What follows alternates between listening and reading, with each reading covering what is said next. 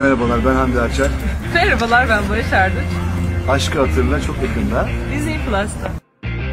Astrolojiye inanmıyor olsanız bile en azından kendi burcunuzu ya da özelliklerini biraz da olsa bilirsiniz. Ben mesela Aslan Merhaba arkadaşlar, yepyeni haberlerle karşınızdayız. Barış Arduç, her gün kızımdan yeni şeyler öğreniyorum. Deliha filmi setinde tanışıp aşk yaşamaya başlayan Barış Arduç ile Gübse Özay 2020. yılında evlenmişti. Oyuncu çift Eylül 2022. yılında kızları Asya'yı kucaklarına almıştı. Arduç, şahane duygular içindeyim açıklamasını yaptı.